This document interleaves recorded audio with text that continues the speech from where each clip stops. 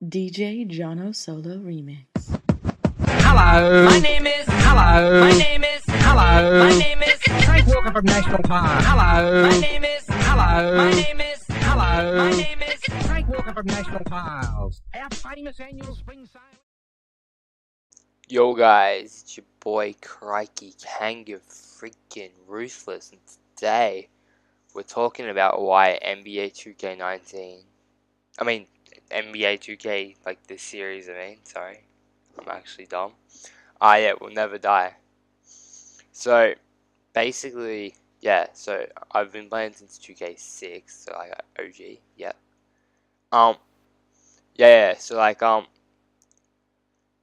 The thing about first we'll look at how this compares to AFL video games and stuff, and smaller sports. For example, the smaller sports only have one, maybe two or three countries that care about the sport. For AFL, it's Australia, New Zealand care a bit, and then China. About 12 people from China care. Yeah. So AFL, and then the AFL video game series also doesn't have as much money, and then then we can look at rugby as an example. There's only 6 or 7 countries, I believe, that are in the Rugby World Cup, and well, 6 or 7 main countries that it's their prominent sport, I guess. And then for example, then after that there's cricket. There's only I believe there's 12 teams in the Cricket World Cup. And since some of them are more foreign countries, some of them it is their main sport, but still. Yeah, and then for another example, maybe handball a bit. It's only really European countries that play that video game, and that's why it's not the handball 2019 game isn't that popular. And then cricket, they don't always make a game every year. Most years they do, and then AFL, they take massive gaps. AFL Evolution 2, I believe, is coming out this year, but so, yeah. So basically my point is so 2K have an advantage since they got a bigger audience. And even if people stop liking basketball or something in America, there's still heaps of Australians that play it, heaps of Europeans that play it, and say 50% of the audience dies from each of those countries, 2K will still survive. And they got enough money to make a perfect, incredible game if they do start losing a lot of their audience.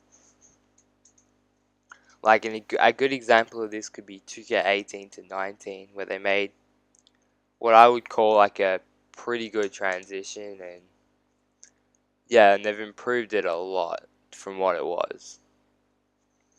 2K18 was just a boring game in general. Yeah, and then every year 2K is going to release a new game, and there's a lot of basketball fans in the world, so they're always just going to jump on the chance to play a basketball game. Even if it's just casual players, the casual players will still probably buy their way to 85, which for the record I am against. I'm a lot of people know this, but I'm against the fact that you can buy your overalls. I reckon it should be more like Fortnite, you can only buy clothes and stuff and accessories, and you can't buy overalls. And maybe jump shot boosts and Gatorade still, but yeah, because then it just evens out the game. The people that play more get rewarded, and the people that play less, say it's the second day of the game or something, and they've only played for 5 minutes compared to someone who's played 20 hours both days.